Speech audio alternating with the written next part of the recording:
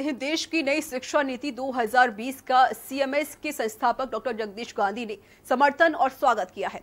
जगदीश गांधी ने कहा कि शिक्षा नीति में 34 साल बाद जो बदलाव किया गया है वो नई शिक्षा नीति एक समान शिक्षा स्तर, निष्पक्षता, गुणवत्ता, समावेशी और जवाबदेही के स्तंभों पर आधारित है और अत्यंत सराहनीय है। भारत के माननीय एचआरडी मंत्री रमेश पोखरियाल ने नेतृत्व में नीति का एक महत्वपूर्ण रास्ता प्रशस्त किया है और नए भारत के निर्माण में मील का पत्थर साबित होगी। ये शिक्षा क्षेत्र में लंबे समय से अटका हुआ है और बहुप्रतीक्षित सुधार है जो आने वाले समय में लाखों जिंदगियों में बदलाव लाएगी।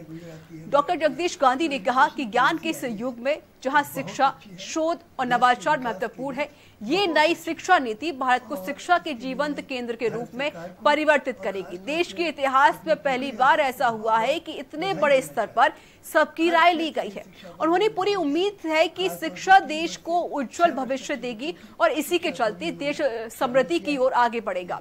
नई शिक्षा नीति में स्कूल शिक्षा से लेकर उच्च शिक्षा तक कई बड़े बदलाव किए गए हैं। इसमें लॉ और मेडिकल शिक्षा को भी छोड़कर उच्च शिक्षा के लिए सिंगल रेगुलेटर रहेगा। पंजाबी है, गुजराती है, मराठी है। तो एजुकेशन पॉलिसी आई है, ये बहुत अच्छी है।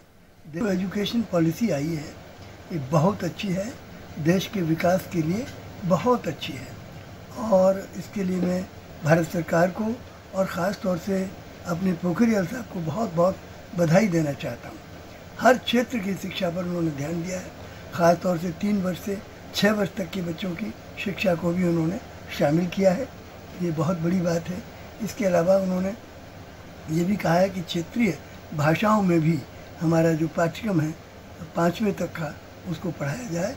हिंदी है और अन्य भाषाएं जैसे पंजाबी है, गुजराती है, मराठी है, तमिल है, तेलुगु है, उनके द्वारा भी पढ़ाया जाए तो उससे बहुत अच्छा होगा। उसमें कहीं भी इंग्लिश मीडियम स्कूलों को रोकने के लिए कोई ऐसा प्रावधान नहीं है कि इंग्लिश मीडियम स्कूल भी चलेंगे, लेकिन जो ज़्यादातर स्कूल हैं हमारे वो हिंदी मीडियम के हैं।